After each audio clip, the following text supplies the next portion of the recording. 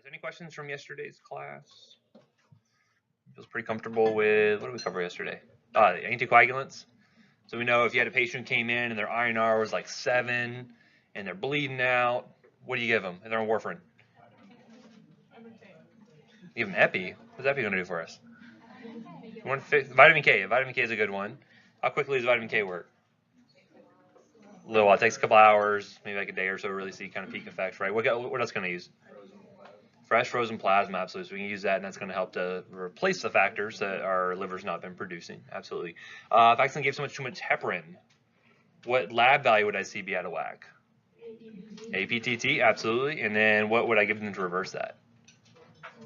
Protamine sulfate, yeah, that is the antidote of choice. You'll actually find that with the enoxaparin or just your low molecular weight heparins and Arixtra or that fondaparinux, you get a little bit of cross-reactivity there. The protamine will be somewhat effective, but it won't really be as effective as you see with heparin. And a lot of times, if anyone's ever like worked in the surgery world or somewhere where they've patient may become over-heparinized, you could say oftentimes if you just give them enough time, because heparin's a relatively short half-life, you really don't have to really treat them in a lot of cases. That's kind of the nice thing. It kind of wears itself out and gets metabolized pretty quickly, as opposed to something like warfarin that sticks around for quite a long time. So you really do need to do something to reverse those INRs. Okay. How do you reverse aspirin? Can't do it. It's irreversible inhibitor of platelets, right? So I could give new platelets potentially, but that's not really a very common thing that we would do for those patients. Again, clinically, the bleeding you see from aspirin is not going to be nearly as severe as you do with something like a heparin or a warfarin or something like that, right? People don't oftentimes have like a head bleed due to like an aspirin. It could happen, right? But it's not going to be as common as something like a warfarin.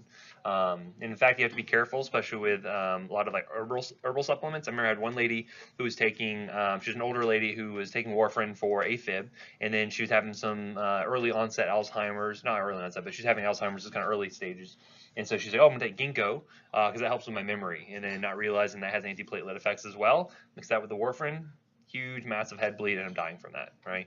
So you got to be really, really careful with those herbal supplements, especially with things like warfarin. Anywho, I digress. Let's continue on, or start off by talking about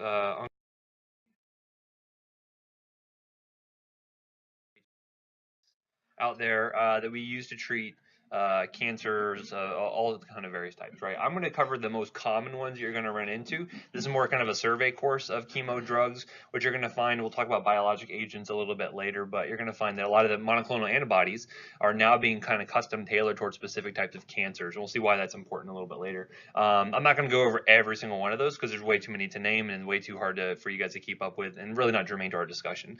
However, when you see patients on things like methotrexate, when you see them on things like cyclophosphamide, those are really kind of the common kind of workhorse drugs of chemotherapy. You should at least be familiar with those. Even if you don't work in hem-onc, occasionally you're going to see some of these drugs pop up in other indications. So for instance, like methotrexate, do you guys know what else you use methotrexate to treat? Yeah, rheumatoid arthritis is another big one. So again, even though it's a chemotherapy drug, we're still using it for some of the other properties that we can be useful for things like rheumatoid arthritis. We'll talk about that again a little bit later. So again, this is not all encompassing, but we're going to hit the major ones, talk about major toxicities. I'm not going to talk about which, I'll kind of mention briefly, where, which specific type of cancers that the drugs are going to treat, but I'm not going to have you know indications specifically because they change pretty wildly based on the type of protocol that you're doing, right? So prostate cancer, breast cancer, leukemias, they're all treated very differently. And a lot of times it can differ based on the type of study that they're in, differ on the type of protocol they're dealing with, on the advancedness of the cancer, things like that. So I'm not going to have you memorize regimens, but be familiar with the drugs, know the mechanisms, no side effects, no drug interactions if they come up, all the kind of basic things. So that way, if you had a patient who came in to your clinic and they were on a specific chemotherapy drug, you could at least be familiar with it and be like, okay, well, I know what to look for as far as, most common side effects and these other sorts of things. That make sense? Okay. And I really hated my chemo slides from the past couple of years, so this is a totally revamped chemo section. So if you guys like it, let me know. If you hate it, again, be constructive about how you express that hate. Okay, so anyway, so what is cancer? Abnormal growth, this kind of unchecked cellular growth, right? So basically we're having all these cells that are dividing, they're proliferating when they really shouldn't be. And how do cells kind of prevent themselves from kind of getting out of hand? Apoptosis, right? What is that? Programmed cell suicide. They play a little emo music. They just say, this is it, I'm done, I'm out of here. Right, so that's an important healthy process. We want that to happen, especially when cells get old, they stop working quite as well. They need to get out of there, right? So these cancer cells, oftentimes they will lack that signal to use apoptosis. They also have things where they kind of have the cell immortalization that occurs here. We'll talk about some different things there, but basically, they have either too many growth factors, they can have different expression of different genes that can change. So you notice like there's this P53 gene that is responsible for triggering off apoptosis in a lot of cases. There's also, what's contact inhibition?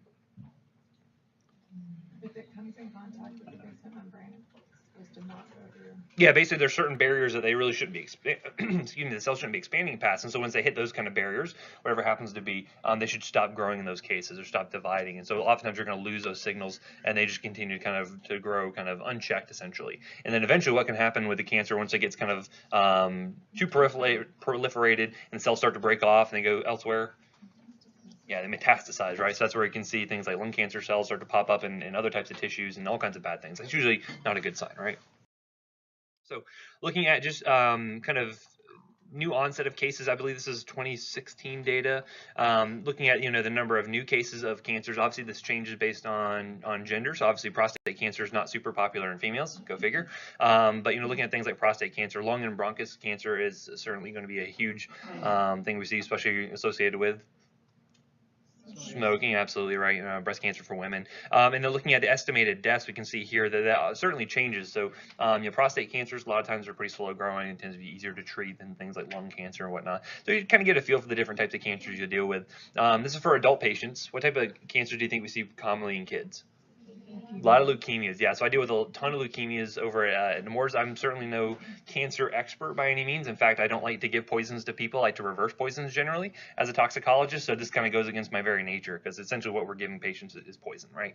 I'll expound upon that a little bit later. But anyway, I've had to deal with a lot of that over at Nemours, working with those kids, working on their common regimens. A lot of leukemias.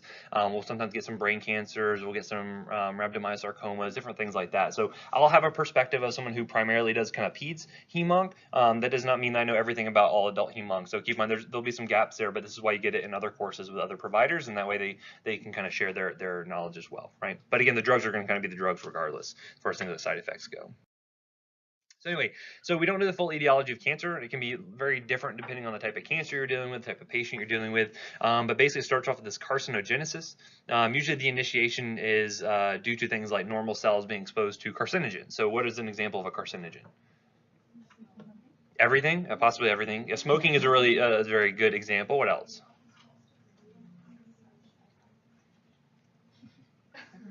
Yeah, you guys are very, very quiet here. The mice in the room are talking. Asbestos is very good. What type of cancer does that cause? Yes, I've seen plenty of commercials about that. If you've been exposed to asbestos, call us and we'll get you lots of money, right? We can't fix your mesothelioma, but we can get you money. What else? Agent Orange, when was that used?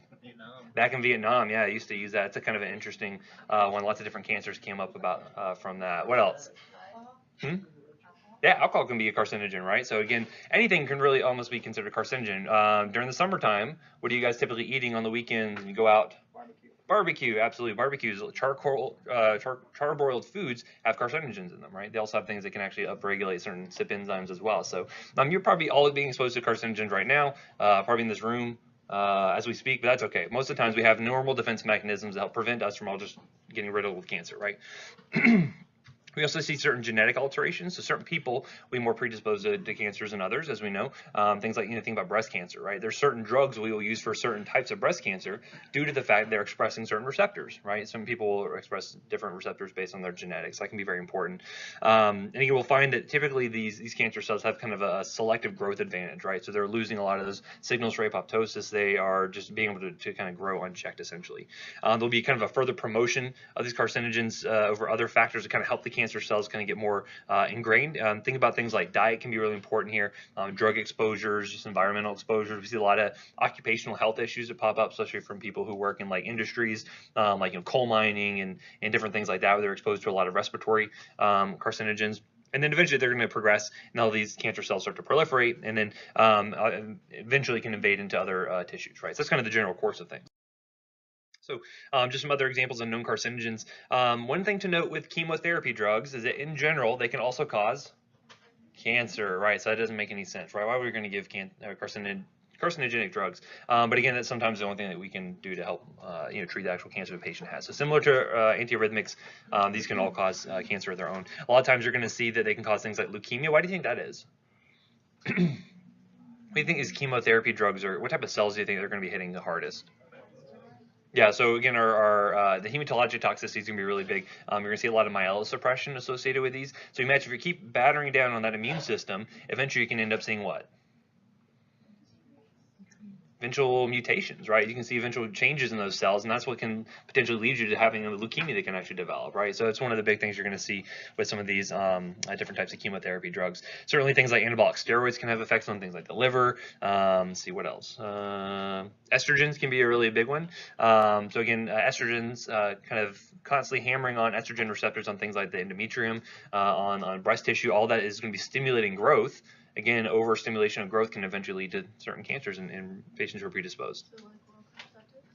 There is some risk, but again, when providing things like progestins, you usually can kind of help balance things out. We'll talk about drugs a little bit later on. They're called selective estrogen receptor modulators, SERMs, and you're going to find that some of them act as like agonists in the breast tissue, but antagonists in other tissues, and like some of those are associated with endometrial cancer. But yeah, if you just had unchecked estrogen activity, you could potentially see some of these cancers, but progestins can help to balance that out a little bit. And we'll talk about that in another section. So lots of stuff out there can cause cancer. So again, when I ask what a carcinogen is, whoever said everything, well, you're pretty much right. So looking at these functional capabilities of these cells, you're going to see that they can have, again, sustained proliferative signaling, so they never lose that signal to, hey, to stop growth, so just kind of continue to divide kind of ad nauseum. They will be able to resist cell death. One of the things you can find that's similar to antibiotics, where bacteria can develop resistance to certain drugs, our cancer cells can do the same thing. You can find they'll have gene mutations that will make them more resistant to chemotherapy, and they're more likely to persist. Things like, why do you think angiogenesis is really important? What is angiogenesis? Yeah, new blood flow, new blood vessels, being able to provide nutrients, right? So that's really important, because if the cancers can't get nutrients, they will eventually die out, right? So cancer cells, and we'll see this in these kind of growth charts a little bit later, they can eventually burn themselves out if they don't have enough nutrients. And so doing angiogenesis is going to be really important to help to stimulate that so they can get new nutrients. It's another way they can do things. They will also do things like, have this kind of cell immortality, essentially. Does anyone know what kind of prevents a cell from kind of replicating kind of ad infinitum? Anyone ever heard of the telomerases? Yeah, so telomerases are basically things that kind of chop off the end of DNA, essentially. And once you get to a certain point, you have these cells that can't really divide very effectively anymore. The DNA just gets too degraded. Cancer cells can lose that ability, or lose that impact, and can basically just kind of replicate, indefinitely, essentially. So lots of different factors are going to be here. And again, cell growth, cell division is going to be a really important target for these drugs to work. We're going to see a lot of them are going to be affecting things like DNA production, cell division, all of that. Yeah, they're lacking. So basically, their DNA stays relatively unchanged for that time period. Obviously, it might have been mutated for cause to be cancers, but they basically don't ever have that shortening of the DNA chain. Okay, so if we're looking at different types of tumor cells, obviously we can have kind of precancerous stages, and certainly we're going to go through kind of most benign to more to least benign, I should say. So when you have hyperplasia, basically, you can see this occur all the time in the body. Imagine if you go work out, you can have hyperplasia of the muscles. Basically, this is a reversible phenomenon, right? So again, if you're not having this kind of whatever stimulus is for the cell growth, either in numbers or size of the cells, it can go back to normal, right? And functionally, these cells are acting the same no matter what. So that's an okay, normal, adaptive process. So eventually we can have what we call metaplasia, where you can have these kind of adaptive substitutions. You're going to have differentiated types of, or different cell types that are going to start to be present in the tissue. You can kind of think about this as kind of another protective response. You think about calluses, right? So you think about having, if you're working with your hands a lot, you can develop calluses, very thick, kind of rough skin on the hands in response to that. Again, normally it's going to be a healthy response, and that's going to be okay within certain reason there. Eventually, you're going to have dysplasia, where you're going to start to lose more uniformity of the cells here. You're going to start to lose some of that architectural orientation, and typically this can still be reversible in most causes. Again, we're starting getting out of the realm of kind of protective responses and not super useful in these cases. And then finally, we have neoplasia. This is where we're really concerned about things as far as like cancer cells go. This is where they're losing that response to things like this P53 gene, the cyclin-dependent kinases that kind of keep cell growth in check. This is when you start to lose that. And I mentioned that immortalization that occurs there. This typically is irreversible at this point. The only thing we can do is get rid of the cells. Otherwise, they're going to continue to grow kind of unchecked. What are some ways we can get rid of those cells? And say we can cut it out, right? That's one way you can do it. What else? Radiation is another good one. And then finally, my favorite, drugs. Yeah, we're going to give drugs, right? They can help to fix it. So those are kind of the three kind of main things. There may be some other ones that are out there, but those are the three main ones. So anyway, typically with tumor cells, if you have kind of a more benign sort of growth, they're typically localized. They can be encapsulating kind of a fibrous capsule, so they don't really get a chance to kind of spread out and spread to other tissues. Typically, you have easy surgical removal, and then the patient does typically pretty well. And these more malignant types of tumors is where we're going to start to have destruction of other tissues. The cells themselves become less functional in a lot of cases. They can metastasize and eventually lead to death of the patient if you don't do anything about it. And so the type of intervention that you do can be very dependent on the type of a tumor, right? So again, if it's a very well kind of close-knit group of cells, a very nice kind of solid tumor, surgery works great for that sort of thing. And just kind of cut it out, and for the most part, those cells are gone. Again, for the most part, versus like a leukemia, like how do you can't really cut out leukemia? It's in their blood, right? So that's where we have to look at different types of therapies in order to treat that. So there's different gradations of tumor. I'm not going to really get into this super hardcore. You'll get this into other classes. But again, you can grade them based on how closely they resemble the original tissues, how well or if they're metastasizing or not. But just be aware that typically the higher the grade, the more kind of malignant the tumor is, the more dangerous it's going to be for the patient. Okay, so looking at the principles of therapy, so this kind of goes into why we treat cancer patients the way that we do. Basically, looking at just having one tumor cell, one cancerous cell, allows for kind of potential unlimited replication. So basically, this means we need to get every single cell there, because if you leave even one behind, it can continue to grow. Okay, so that's one of the big things we run into problems with, and why we use different modalities together. So again, most often you're going to find patients use radiation plus chemotherapy, or surgery plus radiation. Use combinations of therapies because we want to get rid of every single cancerous cell as possible, because if not, it can potentially grow back, right? We're going to see that different tumors are going to have different growth patterns. A lot of this can be based on the staging of it. A lot of it is based on how well differentiated the type of cell is. Say like early lung cancers versus colon cancers can be very different. The growth of the tumor can be very important as well. Things like prostate cancer tends to be pretty slow growing for the most part, and that can affect how we're going to treat that, versus things like leukemia. Like your cells are always producing new white blood cells. You're always producing new cancer cells. That's much more of a fast growing sort of treatment there. And so there's very few kind of cancerous emergencies, you should say, as far as like once you get a diagnosis, you need to treat it like immediately. But like leukemias can be one of those things where once you diagnose in the ER, like they can get started on chemo basically the same day or next day in a lot of cases. Again, looking at how well disseminated it is, obviously if it's going to be located within just one tissue, it's much easier to treat than if it's spread out. And then you're also looking at the heterogeneity of the tumor. And what does that mean? Yeah, like how many different types of cells are you actually dealing with, right? So again, if you're dealing with just one cell type, it may be easier to treat than if you're doing kind of a more heterogeneous population of cells. They have different characteristics to them. Okay, anyone ever heard of Gompertzian cell growth? It's another fun word to say. Basically, every tumor takes about a constant time to double its size, right? So even though these cells are kind of dividing unchecked, they're dividing pretty consistently, like the actual time to have mitosis doesn't really change much as you go along. What you're going to find, though, that as a tumor gets bigger and bigger, it's going to start to kind of outstrip its nutrient supply. You're going to find that it has kind of a plateau effect as far as how big the tumors can get. In all these cases, and I'll show you a graph of that in just a second. And so you'll see that you'll have a very rapid initial growth, and then it will kind of plateau out. You would imagine this looking at the number of cells within a tumor. You see how it would grow very, very quickly initially, right? It's got lots of blood supply, it's got lots of nutrients, none of the other cells are really competing for that, so they're going to continue to grow, and eventually it'll kind of peter out right around here, right? So hopefully you're going to be able to catch this beforehand, but it's just the number of cells that you're dealing with. Even if I were to say start out with something like here, and around say 10 to the 11th power cells, even if I get 99.9% of those cells, guess what? There's still some that are left around, right? And they can continue the same growth pattern, even though if you knock it down to here. So say, for instance, I had a patient who I got a diagnosis right around this period, and then I went ahead and removed most of that tumor after surgery, right? So I was able to get rid of most of the cells. Even if you leave any of them around, right, they can continue to grow. And so this is where you might need kind of multiple administrations of different types of therapies. So this is why we'll use kind of different modalities. You may start with surgery, then go to radiation, or you may start with radiation, go to chemo, or you just may do chemo the whole time. It depends on the type of cancer we're dealing with. Again, looking at kind of the size of a tumor, again, 10 to the 6th cells would only be about 1 millimeter in size, going all the way up to 10 to the 12th, again, right around this period where you might actually kill off the patient, it's about a kilogram sized tumor. Anyone ever seen those really kind of massive tumors, like patients who come in the ER, they've been living with it for like a decade or so, and it's like bigger than they are in some cases? Those are really kind of scary kind of things, but relatively benign for the most part, because the patient was able to still survive for that long. And whenever, you know what to call one of those tumors that have like teeth and hair in them? Teratoma. I thought it was kind of interesting name for. Ever been to the Bodies exhibit? I went to one time I was in Atlanta, and you had all these like different organs are on for display, and I saw like a teratoma. It was terrifying. Nightmares for days after that. But basically, again, we're looking at the kind of the different types of tumors are going to be obviously have different impacts on the patient, in the long run. But anyway, so treatment should always involve that removal of the tumor as a first step. So again, if you have a nice kind of localized solid tumor, like you want to get rid of that as best you can initially. This is where surgery can be very useful for well-localized, well-differentiated tumors.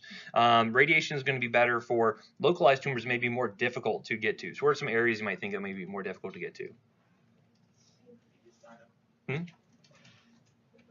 The brain, yeah, brain's a really good example. That's one I always think of. You don't want to just lop out a whole bunch of the brain if you can avoid it, right? So radiation, things like that can be very useful for that. And then obviously chemotherapy is going to be systemic. There's very few occasions where we can apply local chemotherapy in order to treat these, but this is why it's very good that we can start off with surgery. You leave some cells behind. There's no way you can get every single cell with 100% confidence, but what you can do is give systemic chemotherapy afterwards to try to get rid of any of the stragglers, right? And so again, this is where chemotherapy comes in either as an adjuvant therapy, or it might be kind of the mainstay of therapy, depending on the cancer you're dealing with. Just another kind of picture showing how we can use things like, say you have a diagnosis here, this may be where you start to use things like chemotherapy, kind of intermittent. Again, it will eventually drive down the cell count as you go along. Why can't we just give continuous chemotherapy just all the way down till you eliminate all those cancer cells? You kill the regular cells too. That's the thing. Our nice thing about antibiotics is they're relatively specific for bacterial cells. Chemotherapy, guess what? They don't care what type of cell they're hitting. They're going to hit healthy human cells the same as they're going to hit healthy or unhealthy cancerous human cells, right? So they can't really differentiate in a lot of cases. And this is where a lot of newer drugs are kind of focused on, is to try to target those cancer cells as best they can, because that leads the patient to be overall more healthy. But a lot of the older drugs we have for a long time don't really have any selectivity. So that's a big component with that. You have to let the patient recover to some degree, otherwise you're going to kill them as well as the cancer cells, and that's no good, right? Especially with things like myelosuppression, a lot of the GI toxicity you're going to see along. Myelosuppression is one of the biggest things that kills these patients, because they will be immunocompromised, they have no ability to fight off infection, and they'll go ahead and get even a simple virus can come along and can completely just wipe that patient out, right? So be very careful with that sort of thing, and that's one of the big concerns we have in sterility and cleanliness is super important for those patients. Anyway, so looking at how we do things like drug concentrations, how we do exposure time and frequency, we have to make sure you're optimizing this to make sure you're going to preferentially kill off as many cancer cells as possible and try to leave as many of the healthy cells as you can. So we're trying to maximize the benefit while trying to minimize risk wherever we can. And you're going to see that again with significant toxicities, myelosuppression oftentimes the most deadly of these cases. So working in the hospital, I don't see a ton of patients who actually end up dying from their cancers, at least on the ped side, but a lot of times they'll end up in the ICU with secondary pulmonary infections, and that's what ends up usually leading to their demise, unfortunately. So you can be very careful with that. Why do you think the white blood cells get hit so hard? They're rapidly dividing. We're always producing new white blood cells. So that, using that logic, what other types of cells do you think are rapidly dividing would also be hit by cancer drugs? Hair, right? So you see a lot of alopecia. What else? Skin, yeah. So skin can be one of those things. So again, think about mucosal tissues, right? So you see a lot of mucositis that happens along with these. Sometimes red blood cells can be hit. They're not really hit as hard as the white blood cells, though. Yeah, digestive tract is huge, right? You're going to see tons of nausea, vomiting, a lot of diarrhea. Again, nutrition can be very important in these patients, because if their mouths are kind of riddled with these sores, the stomatitis, like they're not going to be able to keep fluids down, right? So that's going to be important if they get dehydrated. We have some patients who have to go on TPN, or that total parenteral nutrition. We're giving them all their nutrients through the IV just to keep them hydrated and keep them with any kind of carbohydrates and proteins and things to keep them kind of normally functioning, metabolically speaking. So Looking at how we decide our dosage regimen, a lot of this is dependent on the type of tumor we're dealing with and how rapidly it's growing. And so basically we're going to, a couple of different ways we can do this. So in a lot of cases, we'll do high dose chemotherapy in a very intermittent schedule, meaning that there's time between doses where we allow the patient's body to kind of recover. We give a really big dose up front, try to hit all those rapidly dividing cells that we can, try to get as many cancer cells out of the way, and then we give the patient time to recover, right? So this could be weeks, could be days, depends on the type of drug we're using, depends on the type of cancer. And a lot of times you'll find that patients will be what we call count dependent, which means we want to make sure that their immune system has gotten up to a certain level before we hit them again with another dose of chemotherapy. And that's where we look at absolute neutrophil counts. That's usually kind of one of the big things we're going to look at. So once their neutrophil count gets high enough, then we can hit them with another dose of chemo, right? Knock them back down again, but hopefully get more of those cancerous cells. Because again, as the patient's healthy cells are recovering, what else is recovering? Cancer cells too, right? So they're going to continue to divide no matter what. So you also want to focus on dosing these drugs when they have time for maximum susceptibility, when the cells are most likely to be affected by these chemotherapy drugs. So we're going to find that certain drugs only work in certain cell cycles, right? So we're talking about DNA proliferation or DNA replication. Like only certain drugs will work when DNA is actively being replicated. Some of them are going to be cycle independent. I'll show you a graph on that in just a little bit. And again, where that tumor is in the growth curve. If you've already at that plateau, giving them, where a lot of the cells are not actively dividing anymore, giving them chemotherapy might not be as effective as if you're in that really rapid growth phase. So again, imagine giving them surgery, get rid of a tumor, get them knocked down really low, and then you start hitting them with chemotherapy afterwards. That's kind of a nice 1-2 punch to try to get those numbers driven down as much as you can, right? So this is why we kind of use those combinations. Okay, so looking at the cell cycle, see here that our different drugs are going to work in different phases here. So we'll talk about these a little bit more in detail, but again, we're going to find that a lot of them are going to be affecting things like DNA synthesis. DNA replication is going to be a big target for here. Some of these are going to be able to affect cells while they're actually dividing, having mitosis. If you can inhibit that, if you can kind of arrest cells during mitosis, that means them more likely to be susceptible to cell death.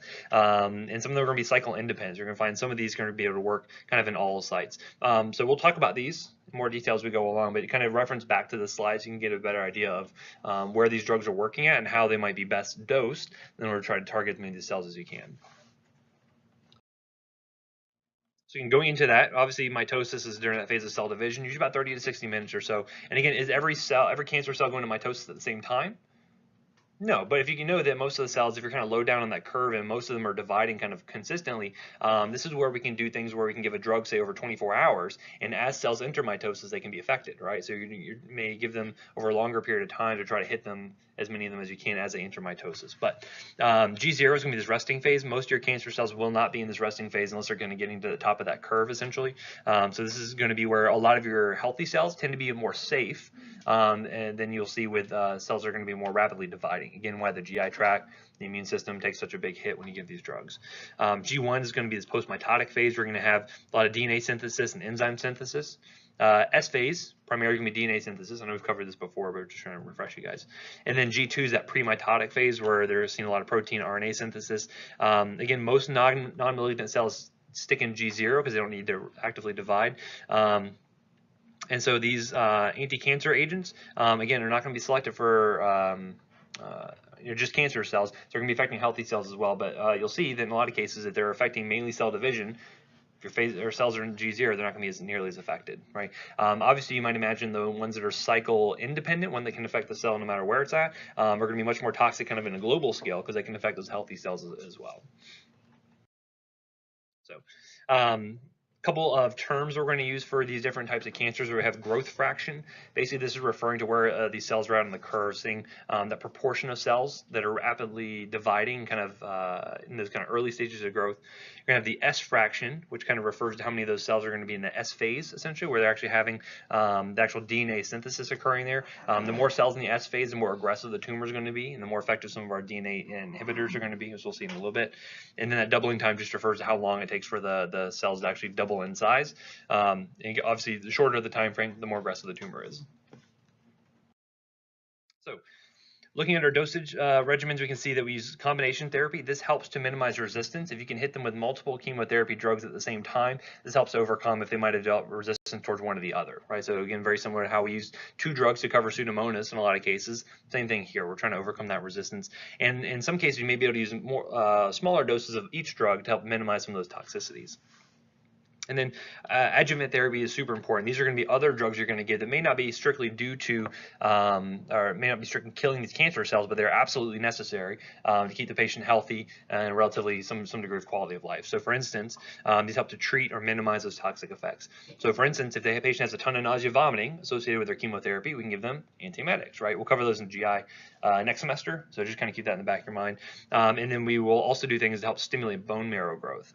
So we'll have what we call colony stimulating factors, and these are going to be agents that specifically stimulate certain cell lines to start to proliferate. So if you wipe out a patient's immune system, you can give them some of these factors. They're similar to epoetin. You guys remember epoetin? Helps to stimulate red blood cell growth. Same thing, but kind of for the immune system side, the white blood cell side. So by stimulating that, you can help to recover their immune system a little bit faster, and that way you can give them another round of chemotherapy, and again help to get rid of those cancerous cells. Okay, so again, timing is very important, especially with cell cycle specific drugs. So again, they're only going to be able to target the cells that are in the S phase or in certain phases. So we'll talk about those as we kind of get to them. A lot of times we'll give those, as I mentioned, as continuous infusion, say over a 24-hour, 48-hour period in some cases. So that way, as cells start to enter things like the mitosis phase or enter the S phase, they can start to be affected by the chemotherapy drug. And then we'll see that the non-cell cycle dependent ones, these are going to be not schedule dependent. You can kind of give them whenever in a lot of cases. So you can kind of give them along a kind of a fixed schedule versus having to give it, say when most of the cells are going to be in kind of a rapidly dividing phase. Chemo is oftentimes given in cycles, and I'll show you an example of a roadmap of us administering chemotherapy to a patient in just a minute here. But basically, you're going to go through different cycles in order to make sure that you can give the patient time to recover, hit them with a new round of chemo, and then kind of repeat the cycle until hopefully the patient is cancer-free. Okay, this means it's a defined repeating schedule, and again, allows time there to recover from toxicity. You'll see that especially in pediatrics, we rely heavily on studies. We do a lot of studies to try to determine what's the best cancer treatment for these patients, right? So a lot of times, and sometimes in adult patients, you'll also do the same thing where you recruit them into a study to be like, okay, you can randomize to this drug regimen versus this drug regimen. Do we ever use placebo, do you think, for these trials? Not usually, right? Because again, it's very unethical if you know you have a patient who has cancer to not give them any chemotherapy, right? Doesn't make a whole lot of sense, right? So we're saying, well, you may get nothing, you may get saline and then just die, right? No one's going to sign up for that. However, if you can say, well, we're going to give you maybe high dose of this drug versus regular dose, gold standard of this drug, we can see which one's going to be more effective, right? And so a lot of times we try to get patients in these studies to help us give this wealth of knowledge. Because again, it's not very ethical also to give patients cancer and then randomize them to one group or another. So again, think about the ethical implications here. So here's an example of a roadmap. This was one for ALL. Anyone know what that means? It's acute lymphocytic leukemia, right? So this is an ALL. This is a typical, very common chemo regimen that we give a lot of our pediatric patients that you'll see. And so you can see this is a phase called consolidation. A lot of times they'll go under like an induction phase. It's pretty chemo intensive, and they'll start to go into these consolidation phase to try to get rid of these extra cancer cells that are sticking around. You can see here the different drugs that we're going to give. So you have things like cyclophosphamide, cytarabine, mercaptopurine. We'll talk about all of these as we get into the actual drugs themselves. Also, you can see things like intrathecal methotrexate. What do you think we're giving that? Yeah, into the spine, right? So we have to actually, a lot of times we put these patients under anesthesia and we'll start a lumbar puncture and actually administer the drugs into the spine. Why do you think we do that? Yeah, if drugs can't cross the blood-brain barrier, but you still have cancerous cells there, you certainly want to get that. It also helps to limit how systemic the drugs are actually going to get. So if I can give methotrexate into the spine, it all stays right there and can hopefully limit some of that systemic toxicity. So we'll do that occasionally. There's different drugs we'll use for that. Also a drug vincristine, and there's one called pegosparaginase. And so these are all the different ones they would get during this phase of treatment. And then you can see here how we would actually give them what the actual regimens look like. And so you can see that you have it divided up by days. Sometimes it'll be by weeks, depending on what regimen they're getting. You can see here how they're getting cyclophosphamide only once during this regimen, just on day one. They're getting ARC, or this cytarabine. You'll notice here that HIV and chemo are two disciplines where they like to use a lot of abbreviations for their drugs. So I'll include them in here, but I'm not going to expect you to memorize the abbreviations, but just kind of be aware that they're out there. So ARC is one we use for cytarabine. So again, they're getting ARC, over a 4-day period. So this would be a continuous infusion they would get for 96 hours, and that they would repeat that later on. Some of these are going to be oral meds, some of these are IV, but you can, again, we keep track of this so that way we can see, okay, we'll make sure the patient gets all their doses they're supposed to, and then we can then compare them to patients in other arms of the trial to see how they do, right? So you can see the survival outcomes, you can see toxicity and things like that, and that way you have a better idea, how should we best treat these patients, right? That makes sense? So this is very common. If you work in HEMONC, you'll deal with a lot of these, and you'll see them very, very commonly. Also, we have things like observation. So again, monitoring for things like CBC with differential and looking at platelets, right? We're looking for things like myelosuppression. We can look for things like CSF cell count. Obviously with leukemias, you end up seeing increased white cell count in the CSF, so we're looking for that as well. Doing things like bone marrow evaluation. So again, all of these different monitoring parameters, you have to make sure you're doing at the right times. Make sure your patient is not becoming too toxic. Okay. There's going to be a couple other types of therapy we'll talk about briefly. There's going to be targeted therapy, which means these are smaller molecules. They're going to be targeted at very specific extracellular receptors. And a lot of these are going to be dependent on what type of cancer that you have from a genetic perspective. So if you have certain ones that are expressing certain receptors, then you can get this drug. Otherwise, it's not going to be very effective just because you don't have the receptor, essentially. So these can be things like antibodies, potentially. They can go in and bind onto things like growth factors. They can bind to the receptors to make them inactive. All these are basically trying to interrupt that cell signaling pathway that leads to active mitosis. So you inhibit that, you inhibit the cell growth essentially.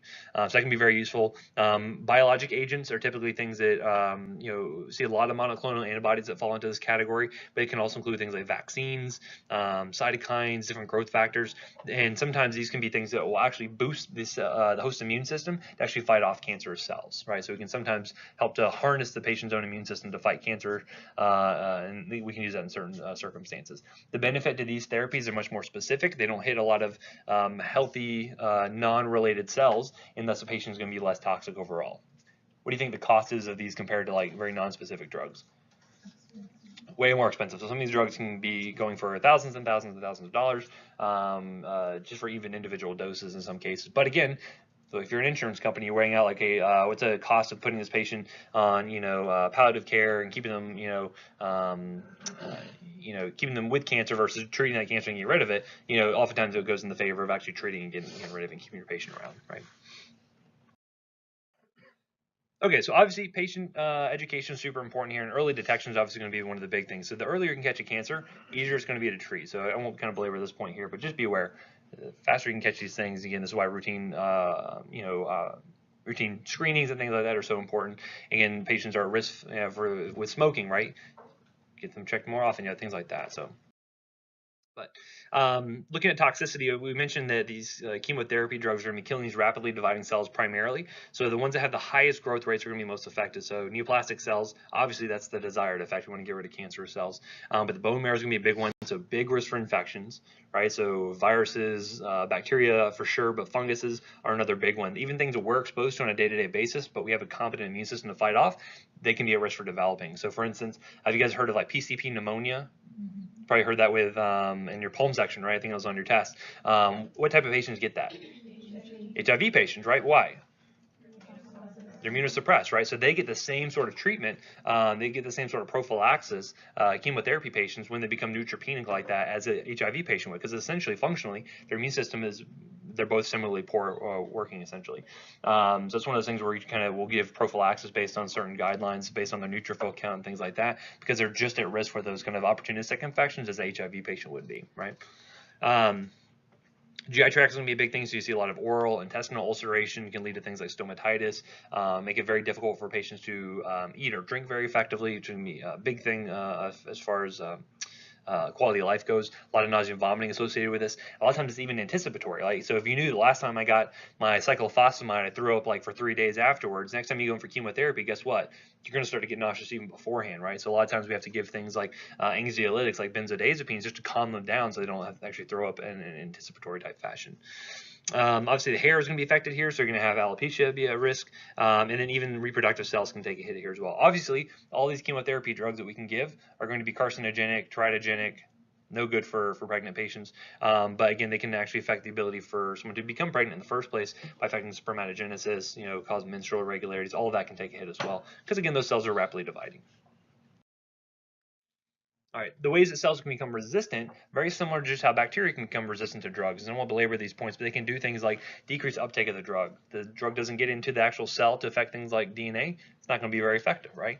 You can see things like decreased metabolism of a prodrug. So if I have less of the drug getting enzymatically converted over to the active form, it's not going to be as effective, right? You can have things like increased DNA repair enzymes, free radical scavengers, all these different things can be utilized by the cell as they can get this kind of selective pressure put on them by chemotherapy to try to adapt, try to overcome that and become more resistant. And then you got to consider what's your goal of therapy, right? So we can't save every single cancer patient. So what do you call that? What type of care do you give to them? You're just trying to improve the quality of their life, not the quantity. Palliative care is oftentimes when they go under hospice. And so that's one of the things where sometimes we're giving patients chemotherapy not to extend their life necessarily, but just to try to help to deal with some of the symptoms they're experiencing, to try to help them become a little bit more comfortable as they kind of go on and eventually succumb to that cancer. So again, think about what your goals are. Very dependent on the patient, how aggressive the cancer is, how late you found it, and things like that. Okay, so I'll leave you guys a 10-minute break now. We'll come back and start going through the antineoplastic agents. Any questions from the first half? Feels like they get a pretty good baseline level of cancer knowledge, hopefully. All right, so this is a really good slide. I just found this year. It kind of goes through the different places where chemotherapy drugs, or at least the more common ones, are going to be working. So you're going to see that there are different steps in the cycle of DNA synthesis, replication, cell functioning, where these different chemotherapy drugs are going to be working. So we're going to start out with a couple of drugs called anti-metabolites that are actually going to be working to block things like production of purine and pyrimidine synthesis. As you can see, things that will affect things like folic acid utilization. We'll go more in detail on these, but a lot of these are affecting primarily us being able to actually produce the nucleotides that we actually will be incorporating into DNA. Or in some cases, you actually find that we'll produce, the chemo drugs will produce false nucleotides that will get incorporated into DNA and actually prevent that DNA from actually being elongated. They call those chain terminators, where basically they will get incorporated and the DNA polymerase can't really do anything else with it. It just says, I don't recognize this, and it just stops, right? When you have enough enough DNA damage, that can eventually trigger apoptosis and we'll get rid of that cell, right? So we'll find that drugs are going to be working at this site. Some of these, again, will be affecting DNA synthesis directly. We'll find some that are going to be blocking things like topoisomerase. You guys remember what that enzyme does? Remember any other topoisomerase inhibitors we've talked about previously? Fluoroquinolones, right? What do? They gyrate. They help with that relaxing in the coiling up of the DNA, right? So again, they help with they cause single strand breaks to allow part of the DNA to actually uncoil to some degree. So, but if you inhibit that, you can't do things like read off that DNA to form things like RNA, right? So that's important. We're going to find some of these are going to form adducts with the DNA. These are going to be called alkylators. So they actually bind directly to different bases, and it will start to either bind at multiple points within the same chain, or they'll bind to form these cross strands, which again can disrupt the DNA enough to trigger apoptosis, right? So there's again multiple ways we can do this, and this will make sense when we give different classes of drugs at the same time, because they'll have the kind of synergistic activities, right? We can give something that will block things like purine synthesis, and then also affect things that will actually bind up the DNA and kind of prevent it from being replicated. So multiple pathways we can use to add chemo together. So some of them are going to be affecting RNA synthesis, some of them will affect the actual function of the cell, and then things can also affect like differentiation of the cells as well. So we're going to primarily be focusing kind of on this area of the chart here, but just to kind of illustrate the point that we're giving patients poison essentially, what do you notice here? Arsenic, right? Like that's how you kill your husband when he's cheating on you. Like that's kind of the classic thing. Not that I advocate for that. Does anyone know what arsenic tastes like or smells like? Garlic. So people used to just put it in their spaghetti, like in their spaghetti sauce. But here you go, husband. Here, have some. Oh, he died. Weird. It's so odd. We can't track that. It's kind of like the classic historical poisoning example. But anyway, allow us to continue. So we're going to talk kind of initially about anti-metabolites, kind of the earliest stage of DNA synthesis. And so these are going to be basically drugs that are very similar to, and these are kind of mimics of some of the nucleotides that make up things like DNA and RNA. So we're going to find some that are going to be purine synthesis inhibitors, some that are going to be pyrimidine synthesis inhibitors. And so for our purposes, kind of know the mechanism of the drugs, know what they're kind of mimicking, and how they're going to be affecting the cell and its function of producing new DNA and replicating. Now, the body can't really tell the difference between these nucleotides, and so a lot of times they can either disrupt the actual production of new nucleotides, or they will get incorporated into that DNA, as I mentioned, and form that chain termination that will happen there, right? So that can be really important. They can also block production of new nucleic acids due to some of these negative feedback loops where they say, hey, we got enough thymidine here, we don't have to make new stuff. And so that can be one other way that will inhibit this as well. Notice these are not going to be selective for cancerous cells, so they're going to affect any of these rapidly dividing cells. The hair, the GI tract, all these can be affected as well. So we mentioned the three categories: pyrimidine analogs, purine analogs, and we'll have the folate antagonists. It says we're going to see methotrexate come up in just a little bit. First off, the pyrimidine analogs. The first one we're going to talk about here is cytarabine, or Ara-C is a common abbreviation for that name. You'll see Cytosar is the brand name here. Again, this is going to be a cytidine analog, so that makes sense. Cytarabine, cytidine analog, and basically it gets ends up getting phosphorylated, very similar to a lot of the nucleotides before they get incorporated into DNA. Once it gets phosphorylated, it will go and inhibit that DNA polymerase, and once it's incorporated, it will prevent further strand elongation. And you can kind of see how that works. You imagine cytidine here, kind of the normal structure.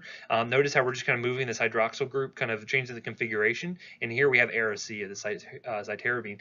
That is enough of a change to lead to that DNA to prevent it from actually kind of causing elongation, right? So it can cause very small changes to the molecules to really kind of goof things up for the DNA polymerase, doesn't know what to do with it, and triggers off that cell death, essentially. So that's one way we can do this. This one is either, I'm not going to have you guys know whether the drug is IV or PO. I'm just kind of mentioning here just for, I can kind of talk about some of the administration points here. But this one is typically either given intravenously. We can also use this one as an intrathecal drug that we can give. There will be one shining example of things you do not want to give intrathecally because it'll be fatal. I'll talk about that a little bit later, but just kind of keep that in the back of your mind. We use this to treat lots of different types of leukemia. Those are kind of the more common things. Again, you don't have to know indications. I'm just kind of mentioning here because this is where either my experience or kind of what the book was talking about, essentially.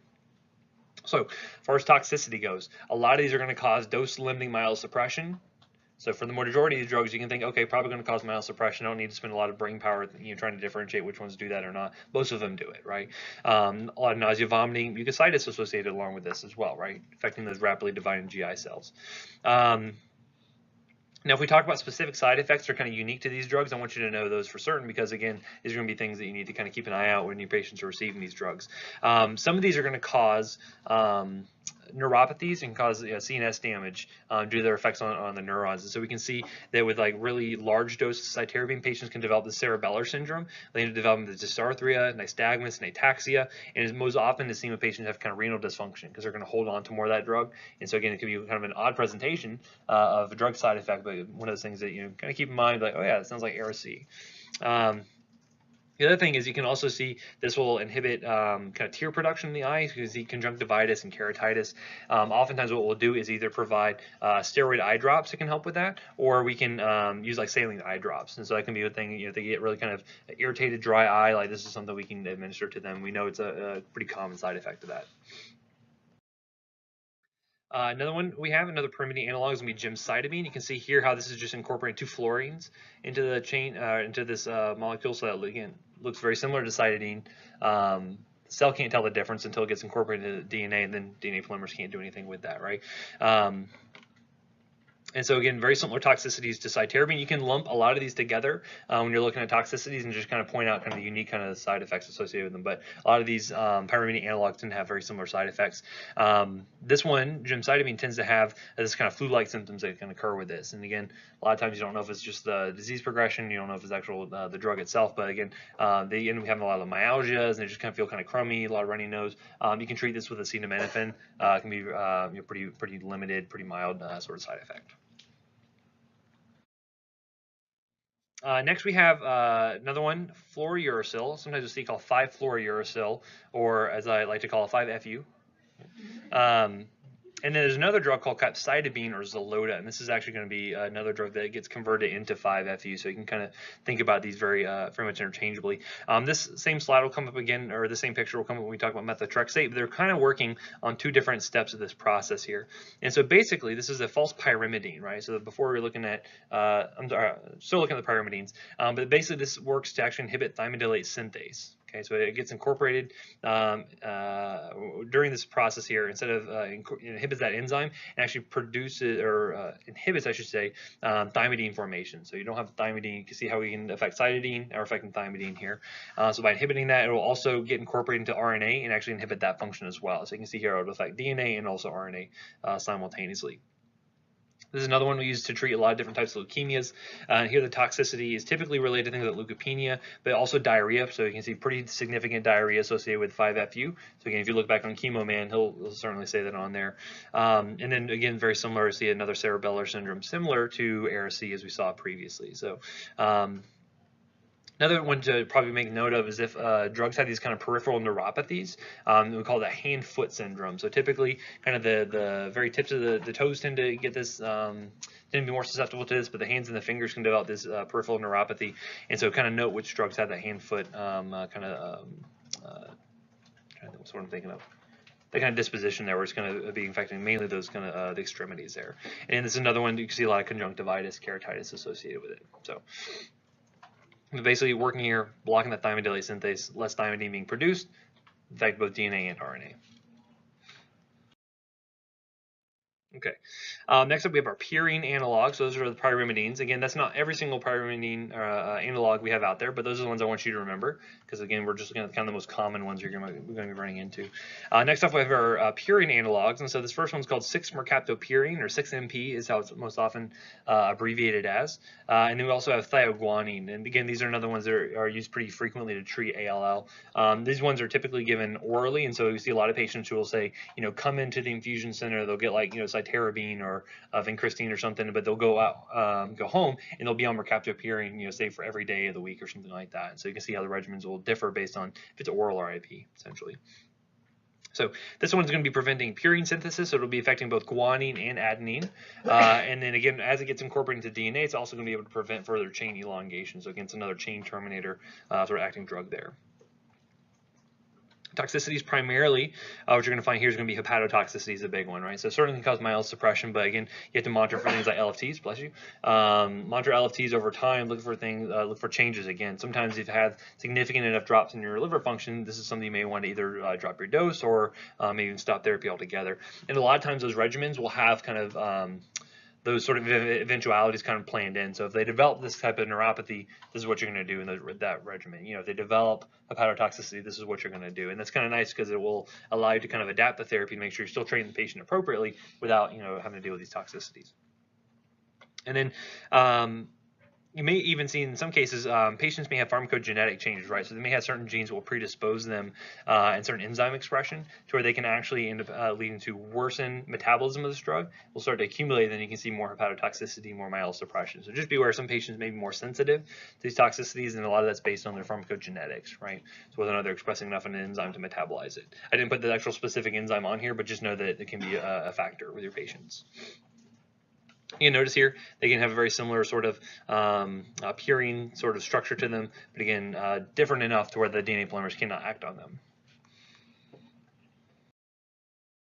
Okay, another big one. This one is important because we're going to talk about this a lot during, we talk about rheumatoid arthritis and other rheumatologic conditions, but these are going to be our folate antagonists, and methotrexate is going to be the primary one amongst them. So I mentioned we use that for rheumatoid arthritis, several other indications you can use methotrexate. This is a very good immunosuppressant, and again, when you have an autoimmune condition, that's what you want to do. You want to suppress the immune system so it's not going to be attacking the self, and this is one of the primary drugs we use. So methotrexate, MTX is how it's oftentimes abbreviated as, Rheumatrex is a good brand name. Here is a picture of folate or folic acid. Here's a picture of methotrexate. So you can kind of see how structurally they're very, very similar to one another. And again, it's acting as a mimic here. It's acting as an inhibitor because it looks very similar. It gets used in that same biological process, but kind of puts the brakes on that system there.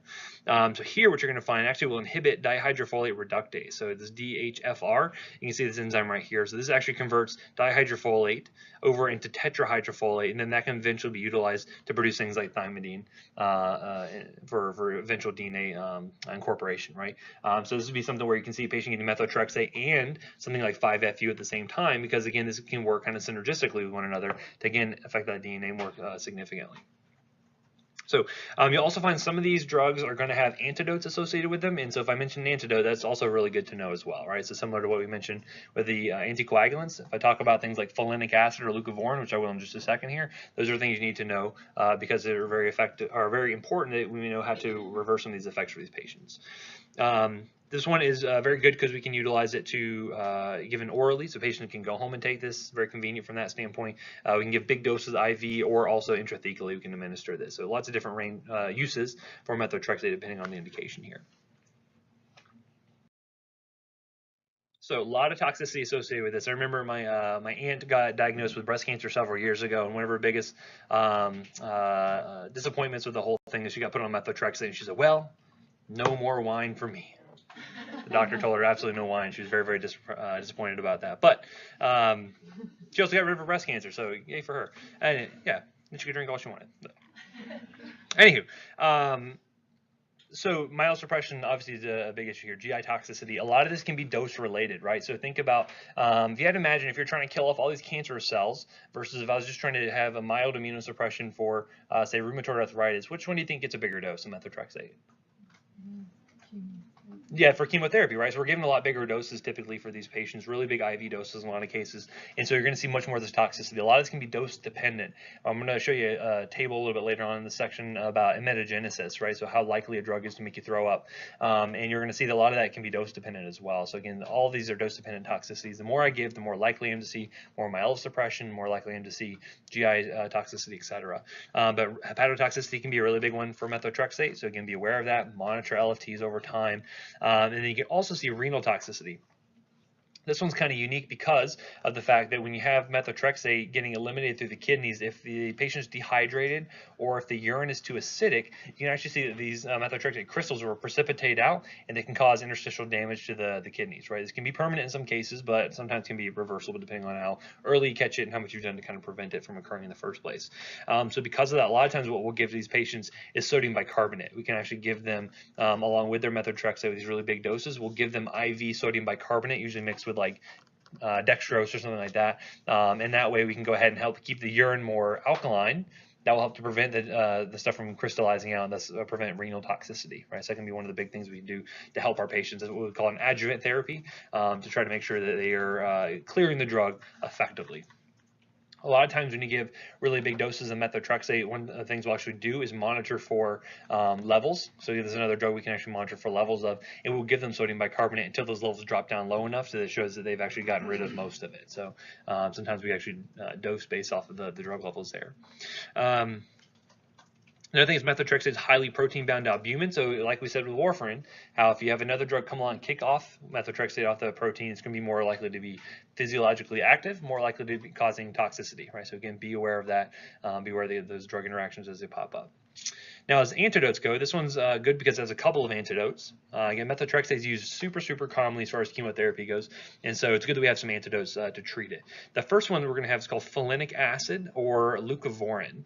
Leucovorin is probably a more common name you're going to see. If you ever hear leucovorin rescue, this is what we give to a patient after they receive a very large dose of methotrexate. Essentially what we want to do is that by inhibiting that utilization of folic acid, we're going to affect all those cancer cells, but again, we're also going to affect a lot of healthy cells as well. So we're going to give them a big dose of methotrexate, try to really inhibit all of those cells that are replicating, and then as those cells are dying off, we're going to give them this recovery agent, this leucovorin, this folinic acid. This is already the activated form. So even if cells are being affected by methotrexate, they can use this leucovorin to start to produce some of these new nucleotides again, right? So this acts as a rescue agent, and this is preferentially taken up by a lot of these healthy cells so they can help to recover while the cancer cells are kind of still being killed off. So that's kind of what we'll do for those patients. So you give them a big dose of methotrexate and then leucovorin afterwards, a certain period of time, once you give the time for methotrexate to work. Again, this helps to bypass that block of that dihydrofolate reductase. And a lot of times we'll actually use this from a toxicology standpoint. If I have a patient who is taking methotrexate for rheumatoid arthritis and they forget and actually take too much of it, we'll actually give them folinic acid to help avoid toxicity kind of from a systemic standpoint. So this is something we'll use occasionally. Now, I mentioned the sodium bicarbonate. This helps to increase elimination. And then another one, kind of a newer drug, is called glucarpidase, or Varaxase is the brand name here.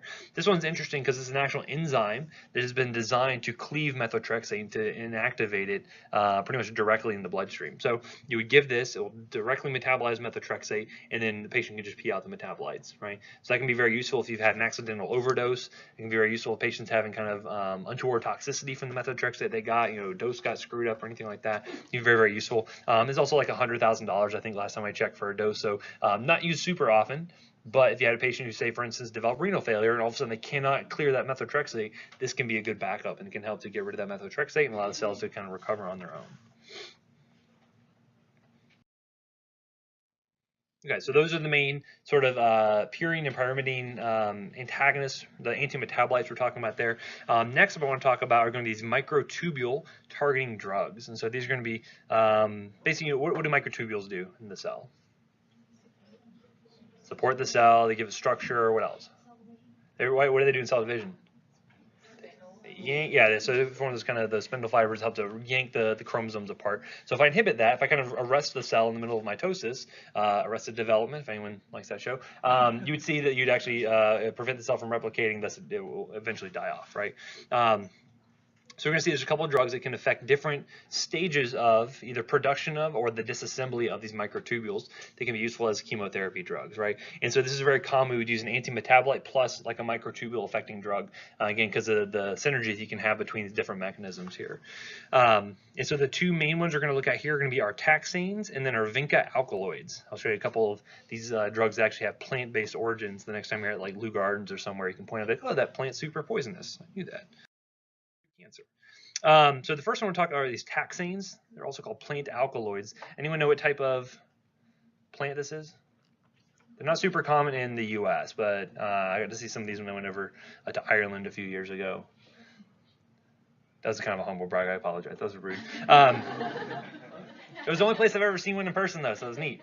This is a yew tree, a white EW, not a me tree, but a yew tree. And so this is actually pretty poisonous. Most parts of the plant actually end up being poisonous, but they have these taxanes in them. And so the two ones that we use medicinally are going to be paclitaxel and then docetaxel. So you have Taxol and Taxotere. Again, kind of that tax name kind of gives you an idea of, yes, it's a taxane type of drug, right? So these work, their mechanisms, they actually promote microtubule formation. And once they promote that formation, they actually prevent the breakdown of them. So even though you've maybe successfully pulled those the chromosomes apart, they can't really disassemble unless they are not able to really have normal function again. And so because they can help to prevent the function of mitosis and lead to eventual cell death there. So again, we're not affecting the DNA synthesis itself, but affecting the mitosis phase of the cell division. So looking at toxicities, again, myelosuppression is going to be a big one for both of these. It can be very, very significantly myelosuppressive. And then a couple of unique toxicities you'll see with these. Docetaxel, you can actually see fluid retention. So if you had a patient who developed edema, or perhaps if they had CHF beforehand, this could potentially worsen that edema and that fluid retention that happens there. So that's one thing to watch out for.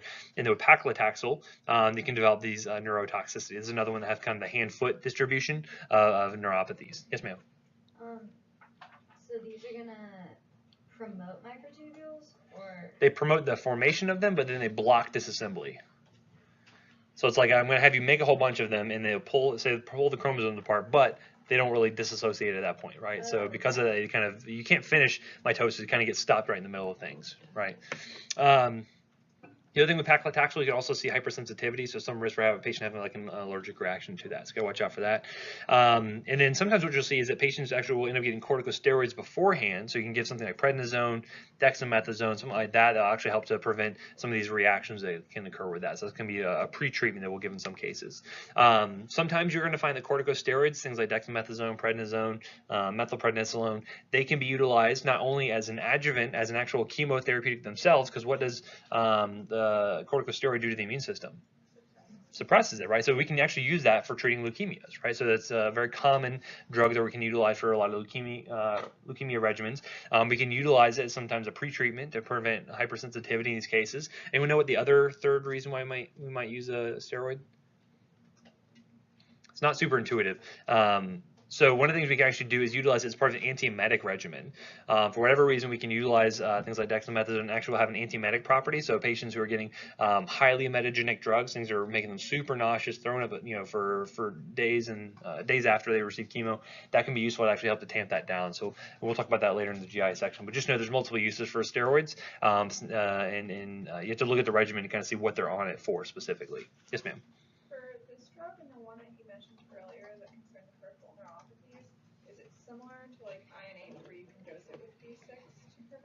No, because this is not, so with isoniazid, that's a very good question. Isoniazid is basically blocking pyridoxine synthesis, or utilization of pyridoxine, I should say. This is a different mechanism. This is almost like a direct a neuronal toxicity. And again, sometimes you can see that patients will this could be somewhat reversible in some cases. A lot of cases not. So you end up seeing some patients may not be able to receive. Vincristine is another one we'll talk about in just a second that we use. That's probably the most frequently used chemo drug we use over at Nemours. Some patients, they have to be monitored and they actually can't receive another dose until they've had their neuropathies assessed, because they want to make sure they don't get any worse in all these cases, because they may not be reversible in a lot of them. So yeah, different mechanism, but again, can be presenting very similar. Yeah, it's a good question. And again, if you're super immunosuppressed, what could you be at risk for developing?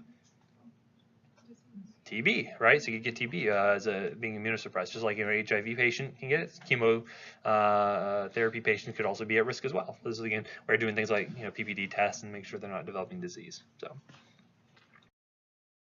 the other one, anyone know what type of plant this is? Patient? Impatient.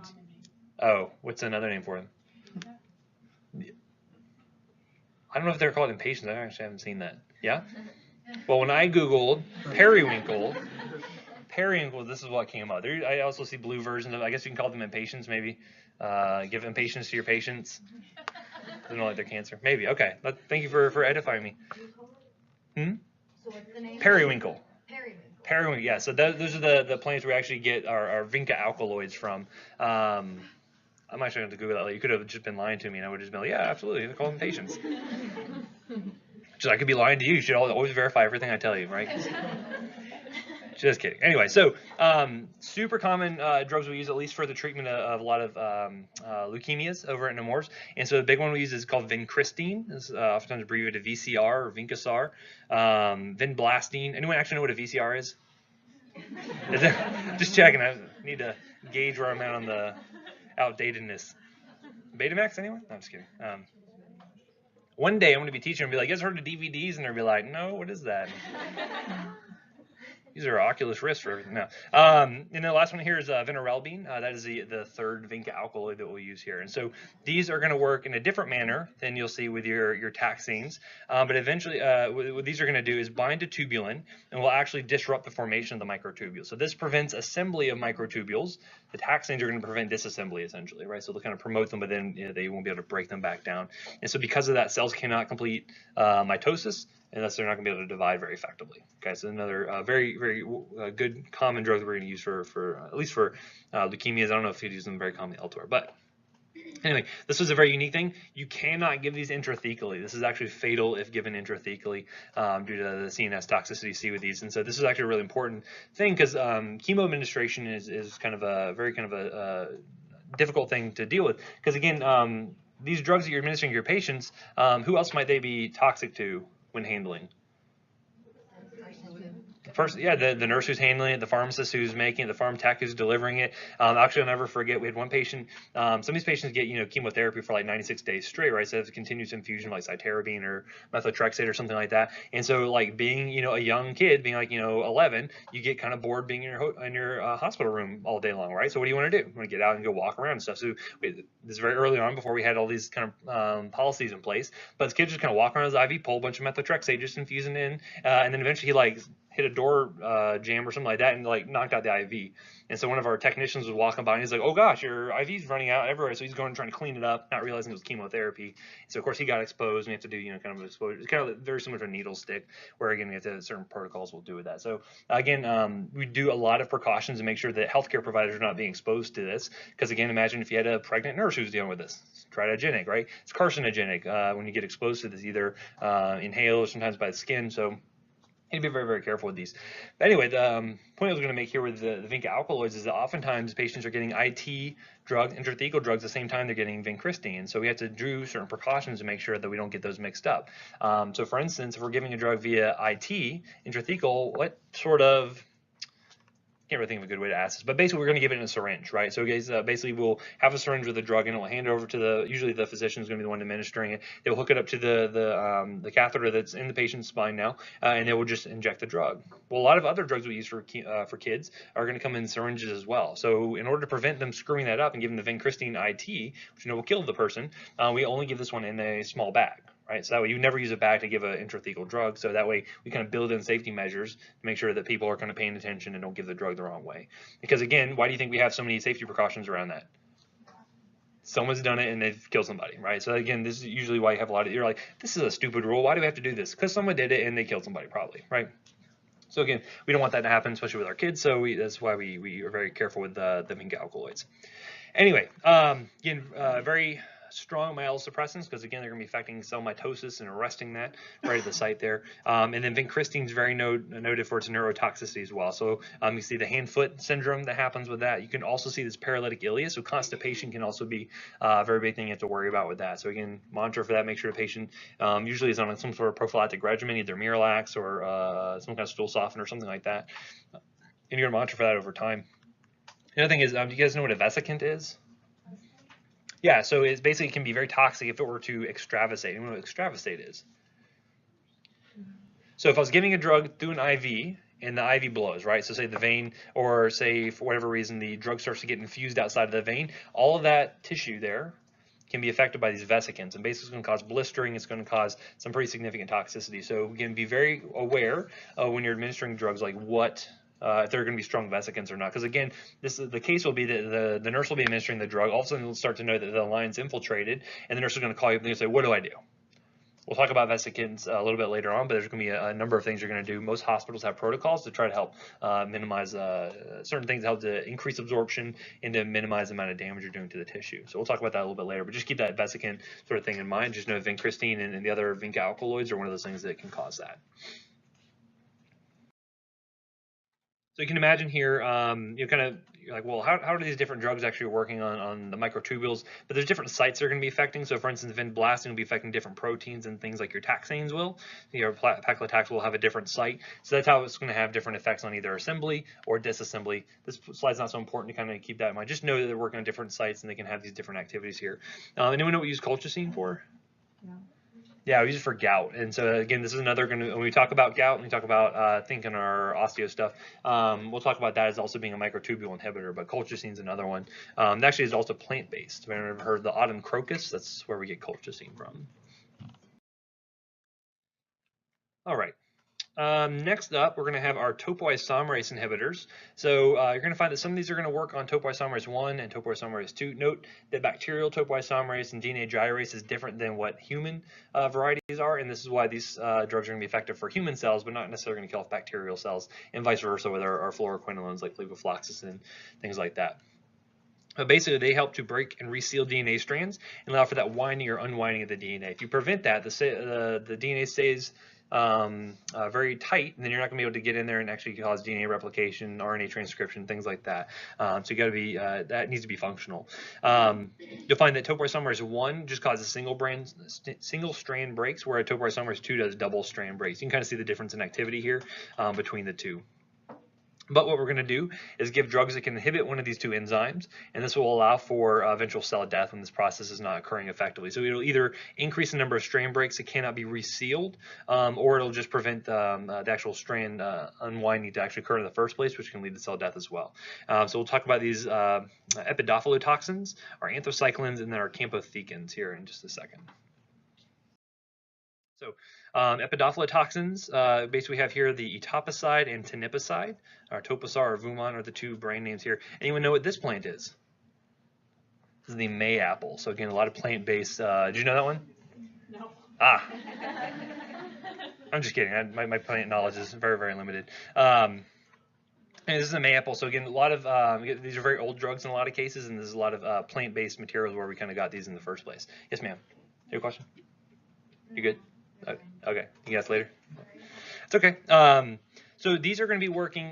This has a little bit of activity at binding to the microtubules to actually inhibit microtubule formation. The more primary activity you're going to see with things like etoposide. Sometimes people call it ETOP. As a short, if you ever hear that, that's what they're referring to. But basically, it's going to be inhibiting topoisomerase 2 and will cause DNA strand breakage, right? So either once the topoisomerase has worked on it to cleave those two strands, if it cannot reseal them, that's going to cause DNA damage, or if it prevents it from occurring in the first place. So topoisomerase 2 is the big one that this one hits. Again, a lot of dose-limiting myelosuppression. Again, these are not unique things to these drugs, but alopecia can be another big one. Not every drug is going to cause alopecia, but some of them are going to be a little bit worse than others. Etoposide, teniposide tend to be a little bit worse for that. All right, next we have our anthracyclines. You might also hear these being referred to as antibiotics. You'll find that actually some of these drugs are actually produced by bacteria. They get released by bacteria to actually inhibit other bacteria from growing. So basically by trying to kill off their competition, they're able to grow a little bit better. So this is why they call these antibiotics. It actually came from bacteria in the first place. But essentially what you can see here, this is an example of daunorubicin. Notice the color here. These all have a really bright red color, which is one of those things where you can actually see the patient's urine, sweat, all kinds of secretions actually change to this kind of orangish reddish kind of color. So again, you guys remember any other drugs that do that? Orfampin's a big one. There's another one. Tigasil is orange, but it doesn't necessarily change your. It probably does a little bit, but not nearly to the same degree because this stuff is like bright. It looks like wine almost when you're delivering it for the patient. There's another drug that actually does this. Used for UTIs. I haven't talked about it yet. Yeah, phenoxypyridine is another big one. So it's a urinary anesthetic. So you may see that being, it's an over-the-counter drug that people can use if they have a UTI or something, causing them some discomfort. So the three drugs in here we're going to talk about include doxorubicin, brand name is adriamycin, daunorubicin, and then mitoxantrone. Kind of notice the structure here. It's very planar sort of structure. It's very kind of straight. Almost think about it kind of like a knife almost, because basically what it does is it actually intercalates into the DNA. And I like that word intercalate quite a bit. But basically what it does, it will kind of jam itself. This planar structure, there's a lot of words I like, but it'll jam itself into the DNA and causes kind of conformational change, which makes it very difficult for DNA polymerase to actually work on it effectively. In addition to that, it also affects topoisomerase 2, and what's actually really neat is it actually performs these free radicals. You guys know what free radicals are? Besides my band name in high school? We weren't very good. So this is basically where it generates very reactive oxygen species, right? So if you have an oxygen that has kind of a free electron, it is very, very reactive. It can go and affect things like proteins. It can go and affect all kinds. It causes DNA damage. Very, very reactive and causes all kinds of cell damage. This is going to be important when we talk about a dose-limiting side effect of these drugs in just a little bit. But free radical production is also going to be the other big thing there, right? So those are the three main mechanisms you're going to see the anthracyclines. So a lot of myelosuppression associated with this, but the unique thing is that due to the fact that the heart is relatively unable to deal with those free radicals, right? So you generate all these reactive oxygen species. The heart really doesn't have a very easy time. It doesn't have a lot of antioxidants to deal with that, and so you can end up seeing cardiomyopathy and developing a CHF in patients who are receiving these anthracyclines. Okay, this means that these drugs will have a lifetime dose that you can receive. If you go beyond that, is where you run into issues of developing that CHF. There's really not a lot we can do for you. So you may see 550 milligrams per meter square. A lot of these drugs are dosed based on body surface area, but essentially once you hit that lifetime max, you can't receive it anymore ever again. Okay, so it can be a very important thing to take into consideration, especially if you have patients that have a relapse of cancer. You may not be able to use that drug anymore that might have been effective, previously. You should also do a baseline echo for these patients to make sure they kind of see where they are at, and then you want to look at the delta after they receive these drugs to kind of see what sort of damage has been done there. Also see a lot of alopecia. I mentioned that red discoloration of the urine, the sweat, and these are very strong vesicants. This is another one that they extravasate out of the vein. They can cause very, very significant damage. Okay, so again, keep that in mind. There is one antidote we have for this. This one's called dexrazoxane or Zinacard. This actually is a chelator, very similar to chelators we talked about for iron. You guys remember any of those? Deferoxamine. There's another one. The ferrosirox, or Exjade is the other one.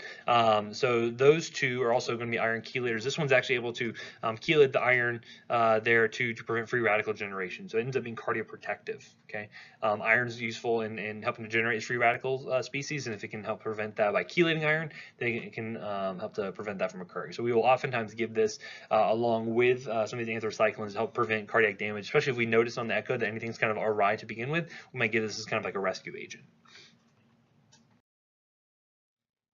All right, then finally we have our campothecans. There's going to be a topotecan and an irinotecan.